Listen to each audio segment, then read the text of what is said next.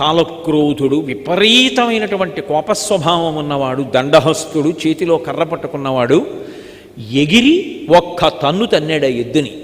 ఆ ఎద్దు కింద పడిపోయి మలమూత్రములు విసర్జించి అంబా నరిచింది.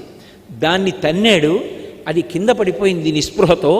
ఆ ఆవు ఏడుస్తూ దగ్గరికి వస్తోంది. ఎగిరి ఆవుని కూడా తన్నాడు, మలమూత్రములు విసర్జించి ఆవు కూడా కింద పడిపోయింది. వృషభం యొక్క కంఠం మీద, మెడ మీద నాగలి పెట్టి దున్నుతున్నప్పుడు దాని యొక్క డెక్కలలోంచి అమృత బిందువు పడుతుంది అని. ఆ పంట తిన్నటువంటి వాళ్ళకి నేత్ర సంబంధమైన వ్యాధులుండవు అని వేదం. కాబట్టి వృషభము అనుగ్రహిస్తోంది గడ్డి తిని. ఆవు గడ్డి తిని పాలిస్తోంది. బిడ్డలు, తల్లి లేనటువంటి బిడ్డలు పాలు తాగుతున్నారు, తల్లి పాలు లేని పిల్లలు పాలు తాగుతున్నారు. అన్నిటినీ మించి పరమ రోగగ్రస్తమైన శరీరం ఉన్నవాళ్ళు పాలు తాగుతున్నారు, భగవదారాధనలో ఉన్నటువంటి వాళ్ళు పాలు తాగుతున్నారు. లోకంలో జంతువుల నుండి వచ్చేటటువంటి పాలు రజోగుణ తమోగుణాలని పెంచుతాయి, ఆవు నుంచి వచ్చేటటువంటి పాలు సత్వగుణాన్ని పెంచుతాయి. అందుకే సన్యాసాశ్రమంలో ఉన్నవాళ్ళు కూడా ఆవు పాలు తాగుతారు. ఇంత గొప్పదైనటువంటి ఆవు, సాక్షాత్ పరదేవతాస్వరూపమైనటువంటి ఆవు గడ్డి తిని ఎవరికీ పనికి రాకుండా ప్రవహిస్తున్నటువంటి మురుగుడు కాలవలలోని నీళ్లు తాగుతోంది. ఇక్కడ బ్రతకడానికి, ఆ పాలు పట్టుకెళ్ళి అభిషేకం చేస్తే ఊర్ధ్వలోకాలు పొందడానికి, పాపము నశించడానికి కావలసినటువంటి విభూతిని మనకు అనుగ్రహిస్తున్నటువంటి ఆవుని, ఎద్దుని తన్నినవాడెవరు?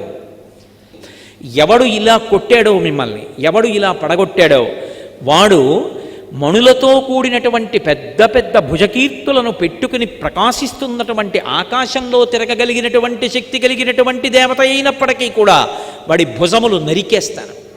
వాని మణికీళిత భూషణయుక్త బాహులన్ వేచని త్రుంచివైతు వినివీధికి నేగిన నేలదాగినన్.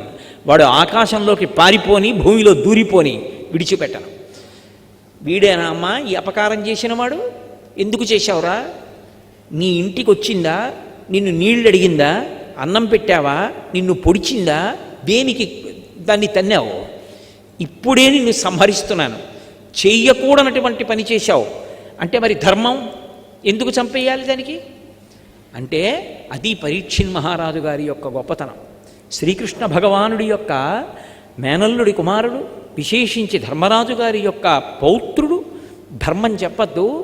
ఆయన అన్నాడు, అమ్మా, సాధువులకు జంతువులకు బాధలు కలిగించు కలుల భంజింపని రాజాధము, ఆయువు, స్వర్గము, శ్రీ, ధనము వీటిపోవు నిశ్చయము తల్లి.